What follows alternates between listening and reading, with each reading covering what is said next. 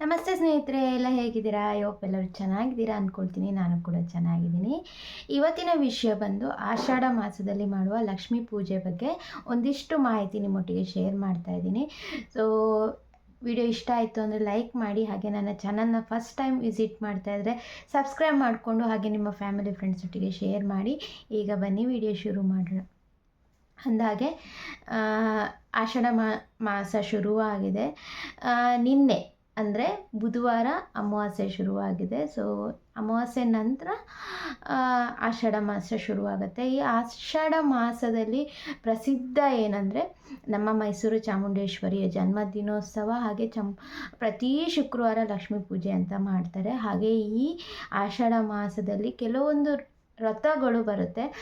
ಕೆಲವೊಂದು ಹೆಣ್ಮಕ್ಳು ವೈಭವ ಲಕ್ಷ್ಮಿ ವ್ರತ ಮಾಡ್ತಾರೆ. ಆಮೇಲೆ ಸುಮಾರು ವ್ರತಗಳು ಬರುತ್ತೆ. ಕೆಲವೊಬ್ಬರು ಆಷಾಢ ಮಾಸ ಕೆಟ್ಟದು ಅಂತ ಹೇಳ್ತಾರೆ.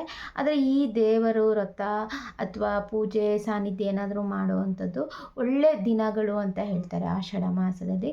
ಇದರಲ್ಲಿ ನಾನು ಏನು ಮಾತಾಡ್ಲಿಕ್ಕೆ ಬಂದಿದ್ದೀನಿ ಅಂದರೆ, ನಮಗೆ ಆಷಾಢ ಮಾಸದಲ್ಲಿ ಶುಕ್ರವಾರ ತುಂಬ ಪ್ರಸಿದ್ಧವಾಗಿರುತ್ತೆ. ಆಷಾಢ ಮಾಸದಲ್ಲಿ 4 ಶುಕ್ರವಾರಗಳು ಏನು ಬರುತ್ತೆ ಅದನ್ನು ಲಕ್ಷ್ಮೀವಾರ ಅಂತಲೇ ಹೇಳ್ತಾರೆ. ಈ ಆಷಾಢ ಮಾಸದಲ್ಲಿ ಈ 4 ವಾರದಲ್ಲಿ ಲಕ್ಷ್ಮೀ ಪೂಜೆ ಹೆಣ್ಮಕ್ಳು ಮಾಡೋದ್ರಿಂದ ಏನೇನು ಬೆನಿಫಿಟ್ಟು, ಹಾಗೆ ಆ ಲಕ್ಷ್ಮೀ ಪೂಜೆ ನಾವು ಎಷ್ಟು ಸಿಂಪಲ್ಲಾಗಿ ಮನೆಯಲ್ಲಿ ಮಾಡ್ಬೋದು ಅಥವಾ ದೇವಸ್ಥಾನದಲ್ಲಿ ಹೋಗಿ ಮಾಡ್ಬೋದು. ಕೆಲವೊಂದು ದೀಪಾರಾಧನೆ ಮಾಡೋದ್ರಿಂದ ನಮಗೆ ಯಾವ ಥರ ಉಪಯೋಗ ಇದೆ, ಹಾಗೆ ನಮಗೆ ಏನಾದರೂ ಹಣಕಾಸು ಸಮಸ್ಯೆ ಇತ್ತು ಅಂದರೆ, ಗಂಡನಿಗೆ ಪ್ರಮೋಷನ್ ಆಗ್ತಾ ಇಲ್ಲ ಅಂದರೆ, ಮಕ್ಕಳಲ್ಲಿ ಏನಾದರೂ ಕಿರಿಕಿರಿ, ಎಜುಕೇಷನ್ ಪರ್ಪೋಸ್ ಕಿರಿಕಿರಿ, ಅಥವಾ ಏನಾದರೂ ಸೈಟ್ ತೊಗೋಬೇಕು ಅಂದರೆ ಇಲ್ಲ ಸೈಟ್ ತೊಗೊಂಡಿದ್ದೀನಿ ಮನೆ ಕಟ್ಟಬೇಕು ಅಂತ ಹೇಳಿ ಅರ್ಥ ಬರದೇ ಎಲ್ಲ ಕೆಲಸಗಳಾಗ್ತಾಯಿದೆ, ಇಲ್ಲೂ ಹಣ ಹೊಂದಾಣಿಕೆ ಆಗ್ತಾ ಇಲ್ಲ ಅಂದರೆ, ಈ 4 ವಾರದಲ್ಲಿ ನಾನು ಹೇಳುವಂಥ ಒಂದು ಚಿಕ್ಕದೊಂದು ತಂತ್ರ ಮಾಡಿ ಬನ್ನಿ. ಸೊ ನಿಮಗೆಲ್ಲ ಪರಿಹಾರ ಆಗ್ತಾ ಬರುತ್ತೆ.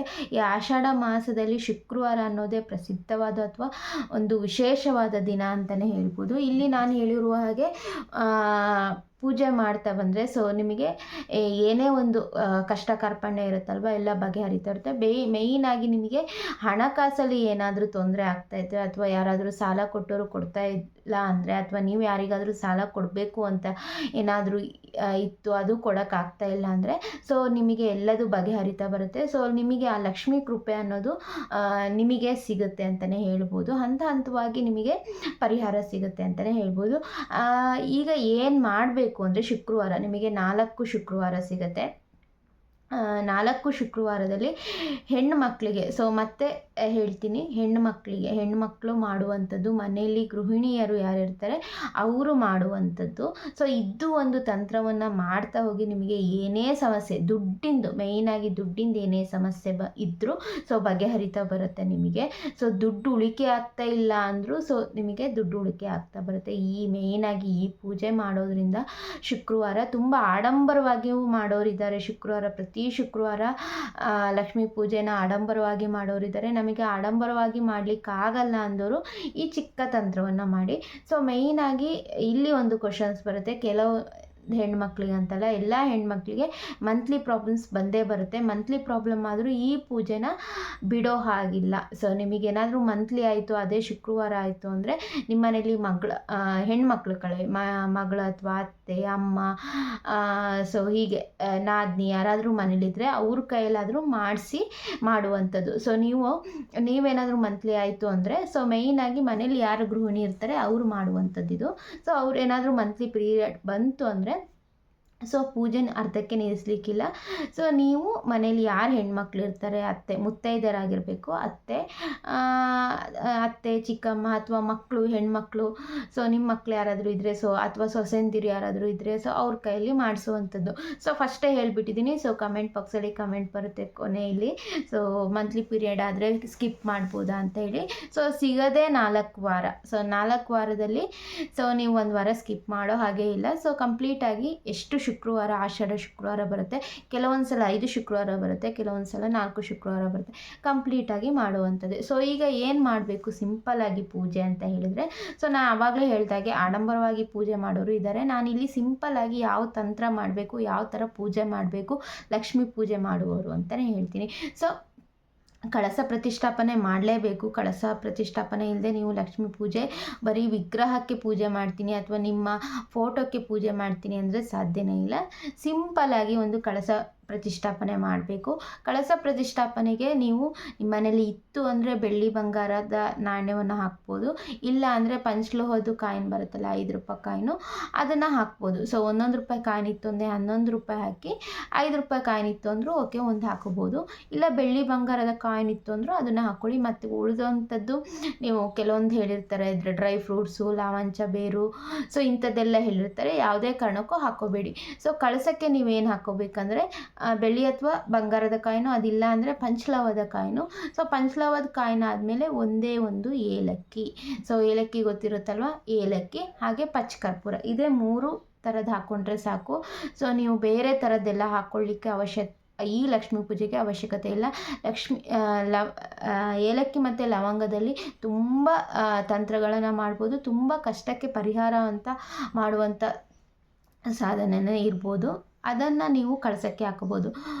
ಕಾಯಿನು ಹಾಗೆ ಏಲಕ್ಕಿ ಮತ್ತು ಲವಂಗ, ಈ 3 ವಸ್ತುನ ಹಾಕ್ಕೋಬೇಕು. ಲವಂಗ ಇಲ್ಲ ಅಂದರೆ ಪಚ್ಚಕರ್ಪೂರನ ಹಾಕ್ಕೊಳ್ಳಿ, ಇಲ್ವಾ ಪಚ್ಚಕರ್ಪೂರ ಇತ್ತು ಅಂದರೂ ಹಾಕ್ಕೋಬೋದು. ಈ 4 ವಸ್ತುರಲ್ಲಿ 3 ವಸ್ತುವನ್ನು ಹಾಕ್ಕೊಳ್ಳಿ. ಕಾಯಿನಂತೂ ಮಿಸ್ ಮಾಡ್ಕೊಳ್ಳಿಕ್ಕೆ ಹೋಗ್ಬೇಡಿ. ಲವಂಗನೂ ತುಂಬ ನಿಮಗೆ ಸಾಲದ ಸಮಸ್ಯೆಗೆ ತುಂಬ ಬೆನಿಫಿಟ್ ಕೊಡುತ್ತೆ. ಅದು ಸಾಲ ನಿಮಗೆ ಕೊಡಬೇಕಂತವರು ಅಥವಾ ನೀವು ಯಾರಿಗಾದರೂ ಕೊಡಬೇಕು ಅಂದರೆ ಬೇಗ ಪರಿಹಾರ ಆಗುತ್ತೆ.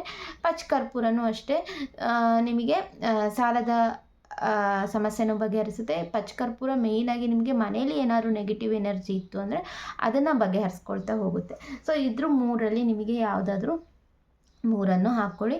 ಯಾವುದೇ ಕಾರಣಕ್ಕೂ ನಾನು ಹೇಳಿರುವಂಥ 4 ವಸ್ತುವನ್ನು ಹಾಕಬೇಡಿ. ಅದರಲ್ಲಿ ಚಾಯ್ಸ್ ಮಾಡಿ ನಿಮ್ಮ ಮನೇಲಿ ಯಾವುದು ಅನುಕೂಲ ಇದೆ ಅದನ್ನು ಹಾಕ್ಕೊಳ್ಳಿ, ಆಯಿತಾ. ಈ 3 ವಸ್ತುವನ್ನು ಹಾಕಿ ಒಂದು ಕಾಯಿ ಇಟ್ಟು, ವಿಳ್ಯದೆಲೆ ಇಟ್ಬಿಟ್ಟು, ಕಾಯಿ ಇಟ್ಬಿಟ್ಟು ಸಿಂಪಲ್ಲಾಗಿ ಒಂದು ಪ್ರತಿಷ್ಠಾಪನೆ ಮಾಡ್ಕೊಳ್ಳಿ. ಲಕ್ಷ್ಮೀ ದೇವಿಯ ಪ್ರತಿಷ್ಠಾಪನೆ ಇಷ್ಟು ಲಕ್ಷ್ಮೀ ಪ್ರತಿಷ್ಠಾಪನೆ ಮಾಡಿ. ಇದು ಲಕ್ಷ್ಮೀ ಸಹಸ್ರನಾಮ ಬರುತ್ತಲ್ಲ, ಪ್ರತಿ ಶುಕ್ರವಾರ ಬೆಳಿಗ್ಗೆ ಮನೆಯೆಲ್ಲ ಸ್ವಚ್ಛ ಮಾಡಿಬಿಟ್ಟು, ಯಾವತ್ತೂ ನೈಟಿಲಿ ಅಥವಾ ನೀವು ಚೂಡಿದಾರದಲ್ಲಿ ಪೂಜೆ ಮಾಡಲಿಕ್ಕೆ ಹೋಗ್ಬಿಡಿ, ಸೀರೆ ಉಟ್ಬಿಟ್ಟೆ ಪೂಜೆ ಮಾಡಿ, ಲಕ್ಷ್ಮೀ ಪೂಜೆ ಆಗಿರೋದ್ರಿಂದ. ಸೊ ಬೆಳಗ್ಗೆ ಎಲ್ಲ ಮನೆ ಕ್ಲೀನ್ ಮಾಡಿ, ಮನೇಲಿ ಯಾವ ಥರ ಪೂಜೆ ಮಾಡ್ತೀರೋ ಅದೇ ಥರ ಪೂಜೆ ಮಾಡಿ ಲಕ್ಷ್ಮೀ ಪೂಜೆ ಮಾಡ್ಕೊಳ್ಳಿ. ಲಕ್ಷ್ಮೀ ಪೂಜೆ ಮಾಡೋಕ್ಕಿಂತ ಮುಂಚೆ ಗಣೇಶನ ಪೂಜೆ ಮಾಡಿ. ಗಣೇಶ ವಿಗ್ರಹ ಇಲ್ಲ ಅಂದರೆ ನೀವು ಏನು ಹೇಳ್ತೀರ, ಗಣೇಶ ವಿಗ್ರಹ ಅಥವಾ ಏನು ಬರುತ್ತೆ ಮಾಡ್ತೀರಲ್ವ, ಸೊ ಅದೇ ಥರ ಸಗಣಿಲಿ ಮಾಡಿಬಿಟ್ಟು ಗಣೇಶನ ಪೂಜೆ ಮಾಡಿಬಿಟ್ಟು ಲಕ್ಷ್ಮೀ ಪೂಜೆ ಮಾಡ್ಕೊಳ್ಳಿ. ಲಕ್ಷ್ಮೀ ಪೂಜೆ ಮಾಡುವಾಗ ನಿಮಗೆ ಲಕ್ಷ್ಮೀ ಸ್ತೋತ್ರ ಬರಬೇಕು. ಬರಲಿಲ್ಲ ಅಂದರೆ ಮೊಬೈಲಲ್ಲಿ ಆನ್ ಮಾಡ್ಕೊಳ್ಳಿ. ಸೊ ಶ್ಲೋಕಗಳು ಬಾಯ್ಹಾರ್ಟ್ ಮಾಡೋದು ತುಂಬ ಕಷ್ಟ. ಸೊ ಸರಾಗವಾಗಿ ಹೇಳಬೇಕು, ಎಲ್ಲೂ ಮಿಸ್ ಆಗಬಾರ್ದು. ಲಕ್ಷ್ಮೀ ಸಹಸ್ರನಾಮ ಹೇಳಿಕೊಂಡು ಕುಂಕುಮಾರ್ಚನೆ ಮಾಡಿಕೊಂಡ್ರೆ ಬೆಳಗಿನ ನಿಮ್ಮ ಮನೆಯಲ್ಲಿ ಲಕ್ಷ್ಮೀ ಪೂಜೆ ಸಿಂಪಲ್ಲಾಗಿ ಯಾವ ಥರ ಮಾಡೋದು ಮುಗೀತು. ಸೊ ಅದಕ್ಕೆ ನಿಮಗೆ ಬೇಕಿದ್ದರೆ ಏನಾದರೂ ನೈವೇದ್ಯ ಇಟ್ಕೊಳ್ಳಿ, ಆಯಿತಾ. ನೈವೇದ್ಯ ಇಡೋಕ್ಕಾಗಲ್ಲ ಅಂದರೆ ಸಕ್ಕರೆ ಅಥವಾ ಬೆಲ್ಲ ಎರಡರಲ್ಲಿ ಯಾವುದನ್ನು ಇಟ್ಕೊಳ್ಳಿ. ನೈವೇದ್ಯ ಆಗಲೇಬೇಕು. ಸೊ ಅದನ್ನು ಸಮರ್ಪಣೆ ಮಾಡಿಕೊಂಡು ಉಪವಾಸ ಇರುವಂಥದ್ದು ಏನೂ ಇಲ್ಲ. ಇಷ್ಟು ಮನೇಲಿ ಪೂಜೆ ಮಾಡುವಂಥದ್ದು, ಲಕ್ಷ್ಮೀ ಕಳಸ ಪ್ರತಿಷ್ಠಾಪನೆ ಮಾಡುವಂಥದ್ದು, ಹಾಗೆ ನೀವು ಲಕ್ಷ್ಮೀ ಪೂಜೆ ಮಾಡುವಂಥದ್ದು. ಲಕ್ಷ್ಮೀ ಪೂಜೆ ಯಾವ ಥರ ಮಾಡಬೇಕಂತಲೂ ಹೇಳಿದ್ದೀನಿ. ಸೊ ಇದೆಲ್ಲ ಆದಮೇಲೆ ಯಾವುದಾದ್ರೂ ಲಕ್ಷ್ಮೀ ದೇವಸ್ಥಾನಕ್ಕೆ ಹೋಗಿ. ಇದು ಮನೇಲಿ ಪೂಜೆ ಆಯಿತು, ಸಿಂಪಲ್ಲಾಗಿ ಪೂಜೆ ಮಾಡುವಂಥದ್ದು. ಸಿಂಪಲ್ಲಾಗಿ ನಿಮ್ಮ ಯಥಾನುಶಕ್ತಿ ಎಷ್ಟು ಹೂವಾಗುತ್ತೋ ಅಷ್ಟು ಹೂವು ಹಾಕಿ ಪೂಜೆ ಮಾಡುವಂಥದ್ದು. ಇಷ್ಟು ಮನೆಯಲ್ಲಿ ಪೂಜೆ ಮಾಡುವಂಥದ್ದು. ಇಷ್ಟು ಪೂಜೆ ಆದಮೇಲೆ ಯಾವುದಾದ್ರೂ ನಿಯರ್ ಬೈ ಲಕ್ಷ್ಮೀ ದೇವಸ್ಥಾನಕ್ಕೆ ಹೋಗಿಬಿಟ್ಟು ಬೆಲ್ಲದ ಆರತಿಯನ್ನು ಹಚ್ಚಿ. ಸೊ ಬೆಲ್ಲದ ಆರತಿ ಹಚ್ಚೋದು, ಕೆಳಗಡೆ ಒಂದು ತಟ್ಟೆ ಇಟ್ಬಿಟ್ಟು ಅದಕ್ಕೆ ಹಳೆ ತಟ್ಟೆ ಬರುತ್ತಲ್ಲ, ಹಳೆ ತಟ್ಟೆ ಇಟ್ಬಿಟ್ಟು ಅದಕ್ಕೆ ಅಕ್ಕಿ, ಅರಿಶಿನ, ಕುಂಕುಮ ಹಾಕ್ಬಿಟ್ಟು 2 ಬೆಲ್ಲಕ್ಕೆ ತುಪ್ಪದ ದೀಪವನ್ನು ಹಚ್ಚಿ ದೇವರಿಗೆ ಆರತಿ ಮಾಡಿ ಅಲ್ಲೇ ಬಿಟ್ಟು ಬರುವಂಥದ್ದು. ಸೊ ಇಷ್ಟು ಮಾಡ್ತಾ ಬನ್ನಿ. ಈ ದೀಪಾರಾಧನೆ ನೀವು ಮಾಡೋದ್ರಿಂದ 4 ಶುಕ್ರವಾರ ಅಥವಾ 5 ಶುಕ್ರವಾರ ಬರುತ್ತಲ್ವ, ಮಾಡೋದ್ರಿಂದ ನಿಮ್ಮ ಕಷ್ಟ ಕಾರ್ಪಣ್ಯ ಏನಿದೆ ಅದಷ್ಟು ಸಲೀಸಾಗಿ ಕರಗುತ್ತಂತಲೇ ಹೇಳ್ಬೋದು. ಹಾಗೆ ನನಗೆ ಇಲ್ಲೂ ಒಂದು ಕ್ವಶನ್ಸ್ ಬರುತ್ತೆ, ಮನೆ ಹತ್ತಿರ ಯಾವುದು ಲಕ್ಷ್ಮೀ ದೇವಸ್ಥಾನ ಇಲ್ವಾ? ಇಲ್ಲ, ಮನೆಯಲ್ಲೇ ಮಾಡ್ಬೋದು ಅಂದರೆ ಮನೇಲೂ ಆರಾಮ್ಸೆ ಮಾಡ್ಬೋದು. ಯಾಕಂದರೆ 12 ಗಂಟೆ ಒಳಗೆ ಮಾಡುವಂಥದ್ದು ಇದನ್ನೆಲ್ಲ. ಸೊ 12 ಗಂಟೆ ಒಳಗೆ ನೀವು ದೇವಸ್ಥಾನಕ್ಕೆ ಹೋಗಿ ಬೆಲ್ಲದ ಆರತಿ ಮಾಡ್ಕೊಬರ್ಬೋದು. ಬೆಲ್ಲದ ಆರತಿ ದೇವಸ್ಥಾನ ನಿಯರ್ ಬೈ ಇಲ್ಲ ಅಂದರೆ ಮನೇಲೇ ಏನು ಲಕ್ಷ್ಮೀ ಪ್ರತಿಷ್ಠಾಪನೆ ಮಾಡಿರ್ತೀರಲ್ವ, ಕಳಸ ಪ್ರತಿಷ್ಠಾಪನೆ, ಅದಕ್ಕೆ ನೀವು ಈ ಬೆಲ್ಲದ ಆರತಿ ಮಾಡಿಬಿಟ್ಟು ಆ ಅಕ್ಕಿ ಮತ್ತು ಬೆಲ್ಲ ಏನು ಮಾಡಿರ್ತೀರ ಮನೇಲಿ ಸಿಹಿ ಮಾಡಿ ನೀವು ತಿನ್ನುವಂಥದ್ದು. ದೇವಸ್ಥಾನದಲ್ಲಾದರೆ ಅಲ್ಲೇ ಬಿಟ್ಟು ಬರ್ತೀರಾ, ಅವರು ದೇವಸ್ಥಾನದಲ್ಲಿ ಉಪಯೋಗಿಸ್ತಾರೆ ತೀರ್ಥ ಪ್ರಸಾದಕ್ಕೆ, ಅಥವಾ ಬೇರೆಯವ್ರು ಯಾರಾದರೂ ಪ್ರಸಾದ ವಿನಿಯೋಗದಲ್ಲಿ ಯೂಸ್ ಮಾಡ್ತಾರೆ. ಆದರೆ ಮನೆಯಲ್ಲಿ ನೀವು ಮಾಡೋದ್ರಿಂದ, ಮನೇಲೂ ಮಾಡ್ಬೋದು, ತೊಂದರೆ ಇಲ್ಲ. ಮನೆಯಲ್ಲಿ ಮಾಡೋದ್ರಿಂದ ಆ ಬೆಲ್ಲ ಮತ್ತು ಅಕ್ಕಿನ ಏನು ಮಾಡಬೇಕು ಅಂದರೆ ನೀವು ಸಿಹಿ ಮಾಡಿ ಸೇವಿಸಬೇಕು ಅಷ್ಟೇ. ಸೊ ಬೆಲ್ಲರಾಧನೆಯೂ ಅಷ್ಟೇ. ಸೊ 5 ಸುತ್ತು 11 ಸುತ್ತು ದೇವಸ್ಥಾನಕ್ಕೆ ಹೋಯಿತು ಅಂದರೆ, ಮನೇಲೇ ಇತ್ತು ಅಂದರೆ ಇನ್ನೊಂದು ಸಲ ಮಂಗಳಾರತಿ ಮಾಡಿ ದೀಪಾರಾಧನೆ ಮಾಡುವಂಥದ್ದು. ಸೊ ಇಷ್ಟು ಮಾಡ್ಕೊಬನ್ನಿ. ಇದು ಪ್ರತಿ ಶುಕ್ರವಾರ ಮಾಡುವಂಥ ಒಂದು ಸಿಂಪಲಾಗಿ ಮನೇಲಿ ಲಕ್ಷ್ಮಿ ನಮಗೆ ಒಲಿಬೇಕು, ಲಕ್ಷ್ಮಿ ನಮ್ಮ ಮನೇಲಿ ಸದಾ ನೆಲೆಸಬೇಕು ಅಂದರೆ ಒಂದು ಆಷಾಢ ಶುಕ್ರವಾರದಲ್ಲಿರುವಂಥ ಪದ್ಧತಿ. ಸೊ ಈ ಲಕ್ಷ್ಮೀ ಪೂಜೆ ಬಗ್ಗೆ ಸಂಪೂರ್ಣ ನನಗೆ ಎಷ್ಟು ಗೊತ್ತು, ನಾನು ಎಷ್ಟು ಮಾಡ್ತೀನಿ ಅಷ್ಟು ನಿಮ್ಮೊಟ್ಟಿಗೆ ಶೇರ್ ಮಾಡಿದ್ದೀನಿ. ಇನ್ನೂ ಏನಾದರೂ ಕನ್ಫ್ಯೂಷನ್ನು ಏನಾದರೂ ಇತ್ತು ಅಂದರೆ ಕಮೆಂಟ್ ಬಾಕ್ಸಲ್ಲಿ ಕಮೆಂಟ್ ಮಾಡಿ, ಖಂಡಿತ ಹೇಳ್ತೀನಿ. ಕೆಲವೊಬ್ರು ಕೇಳ್ತಾರೆ ಲಕ್ಷ್ಮಿ ಕಳಸ ಪ್ರತಿಷ್ಠಾಪನೆ ಮಾಡಲೇಬೇಕಾ ಅಂತ. ಪ್ರತಿಷ್ಠಾಪನೆ ಮಾಡಲೇಬೇಕು. ಇನ್ನು 4 ವಾರ ಆದಮೇಲೆ ಆ ಕಾಯಿ ಲಕ್ಷ್ಮೀ ಪ್ರತಿಷ್ಠಾಪನೆ ಏನು ಮಾಡಬೇಕು ಅಂತಲೂ ಕೇಳ್ತಾರೆ. 4 ವಾರ ಆದಮೇಲೆ ಆ ಕಾಯಿಂದ ನೀವು ಸಿಹಿ ಮಾಡಿ ತಿನ್ನಿ. ಇನ್ನೊಂದು ಮರ್ತೆ, ಸೊ ಶುಕ್ರವಾರ ಪೂಜೆ ಮಾಡ್ತೀರಲ್ಲ, ಶುಕ್ರವಾರ ಮಾಡಿದ ಮೇಲೆ ಶನಿವಾರ ವಿಸರ್ಜನೆ ಮಾಡ್ಕೊಬಿಡಿ. ಯಾಕಂದರೆ ಕಂಟಿನ್ಯೂಸ್ ಯಾರೂ ಇಡಲ್ಲ. ಇಡೋರಾದರೆ ತೊಂದರೆ ಇಲ್ಲ, ದಿನಾ ಕಳಸ ಇಡ್ತೀನಿ ಅಂದರೂ ತೊಂದರೆ ಇಲ್ಲ. ನಮ್ಮ ಮನೇಲಿ ದಿನಾ ಕಳಸ ಇರುತ್ತೆ. ಹಾಗಾಗಿ ಗುರುವಾರ ನಾನು ಆ ನೀರನ್ನು ಮನೆಗೆ ಪ್ರೋಕ್ಷಣೆ ಮಾಡಿ ಹಾಕುವಂಥದ್ದು. ಸೊ ಪ್ರತಿ ವಾರನೂ ನಮಗೆ ಮೇಂಟೈನ್ ಮಾಡಲಿಕ್ಕಾಗಲ್ಲ, ಕಳಸ ಇಡಲಿಕ್ಕಾಗಲ್ಲ ಅನ್ನೋರು ಶನಿವಾರ ಆ ನೀರನ್ನು ಸ್ನಾನ ಮಾಡ್ತಾರಲ್ವ, ಮನೆಯಲ್ಲಿ ಶುದ್ಧ ಆಗ್ತಾರಲ್ಲ ಸ್ನಾನ ಮಾಡುವಾಗ, ಆ ಸ್ನಾನ ಎಲ್ಲ ಆದಮೇಲೆ ಒಂದೊಂದು ಹಿಡಿ ಹಾಕ್ಕೊಂಡು ಪ್ರೋಕ್ಷಣೆ ಮನೆಯವರೆಲ್ಲ ಮಾಡ್ಕೊಳ್ಳಿ, ಇಡೀ ಮನೆಗೆಲ್ಲ ಪ್ರೋಕ್ಷಣೆ ಮಾಡಿಕೊಂಡು ಕಳಸ ವಿಸರ್ಜನೆ ಮಾಡಿಬಿಡಿ. ಇಷ್ಟು ಕಳಸ ವಿಸರ್ಜನೆ ಮಾಡುವಂಥದ್ದು. ಇನ್ನು ಪೂರ್ತಿ ವಾರ 4 ವಾರ ಕಂಪ್ಲೀಟ್ ಆದಮೇಲೆ ಕಳಸ ವಿಸರ್ಜನೆ ಅಂದರೆ ಅದೇ ಥರ ನೀರೆಲ್ಲ ಮನೆಗೆ ಪ್ರೋಕ್ಷಣೆ ಮಾಡಿ, ನಿಮಗೂ ಪ್ರೋಕ್ಷಣೆ ಮಾಡಿಕೊಂಡು ಆ ಕಳಸಕ್ಕೆ ಏನು ಇಟ್ಟಿರ್ತೀರಲ್ಲ ಆ ಕಾಯಿಂದ ಸಿಹಿ ಮಾಡಿ ಮತ್ತು ಲಕ್ಷ್ಮೀ ಫೋಟೋಕ್ಕೆ ನೈವೇದ್ಯ ಇಡಿ. ಹಾಗೆ 4ನೇ ಶುಕ್ರವಾರ ಮನೆಯಲ್ಲಿ ಯಾರಾದರೂ ಮುತ್ತೈದೆಯರನ್ನ ಕರೆದ್ಬಿಟ್ಟು 3 ಜನಕ್ಕೆ ಅರಿಶಿನ ಕುಂಕುಮ ಕೊಡಿ. ಮನೆಗೆ ಯಾರೂ ಬರಲ್ಲ ಅಂದರೆ ನೀವು ಆ್ಯಸ್ ಯೂಶ್ವಲ್ ದೇವಸ್ಥಾನಕ್ಕೆ ಹೋಗ್ತಿರಲ್ಲ ಬೆಲ್ಲ ದೀಪ ಇಡೋಕ್ಕೆ, ಅಲ್ಲಿ ಅರಿಶಿನ ಕುಂಕುಮ ಕೊಟ್ಬಿಟ್ಟು ಸಮಾಪ್ತಿ ಮಾಡ್ಕೊಳ್ಳಿ. ಹಾಗೆ ಈ ಪ್ರಸಾದನೂ ಅಷ್ಟೇ, ನೀವು ಒಂದು 4 ಜನಕ್ಕೆ ವಿಸರ್ಜನೆ ಆದಮೇಲೆ 4 ಜನಕ್ಕೆ ಹಂಚೋದ್ರಿಂದ ತುಂಬ ಒಳ್ಳೆಯದು. ಸೊ ಲಕ್ಷ್ಮೀ ಪೂಜೆ ಆಗಿರೋದ್ರಿಂದ ದನಗಳಿಗೆ, ಮೇಯ್ನಾಗಿ ದನಗಳಿಗೆ ನೀವು ಒಂದು 3 ತುತ್ತು ಕೊಡೋದ್ರಿಂದ ನಿಮ್ಮಲ್ಲಿ ಏನು ಲಕ್ಷ್ಮಿ ಮನೇಲಿ ನೆಲೆಸ್ತಾ ಇಲ್ಲ, ಹಣಕಾಸಿಗೆ ತುಂಬ ಕಷ್ಟ ಆಗ್ತಾ ಇದೆ ಅನ್ನೋರು ಅದನ್ನು ಈ ಪೂಜೆನ ಮಾಡ್ಕೊಬರೋದ್ರಿಂದ ನಿಮಗೆ ಹಣಕಾಸಲು ಉತ್ಪತ್ತಿ ಆಗುತ್ತೆ. ನಿಮ್ಮ ಗಂಡನಿಗೆ ಪ್ರಮೋಷನ್ ಸಿಗ್ಬೋದು, ಗಂಡನಿಗೆ ಹೊಸ ಕೆಲಸ ಸಿಗ್ಬೋದು. ನೀವೇ ಏನಾದರೂ ಬಿಸ್ನೆಸ್ ಮಾಡ್ತಾಯಿದ್ರೆ ಆ ಬಿಸ್ನೆಸ್ಸಲ್ಲಿ ಲಾಭ ಆಗ್ತಾ ಇಲ್ಲ ಅಂದರೆ ಈ ಪೂಜೆ ಮಾಡಿ ನೋಡಿ, ತುಂಬ ಬೆನಿಫಿಟ್ ಆಗುತ್ತೆ. ನೆಕ್ಸ್ಟ್ ಆಷಾಢದಲ್ಲಿ ಇದಕ್ಕಿಂತ ಉತ್ತಮವಾಗಿ ನೀವು ಆಷಾಢ ಪೂಜೆ ಮಾಡುವಂಥ ಆ ಲಕ್ಷ್ಮಿ ಒಲಿತಾಳೆ ಅಂತಲೇ ಹೇಳ್ಬೋದು. ಇದು ನಾನು ಇಷ್ಟು ವರ್ಷ ಮಾಡ್ಕೊಂಡು ಬಂದಿರುವಂಥದ್ದು ಒಂದು ಲಕ್ಷ್ಮೀ ಪೂಜೆ.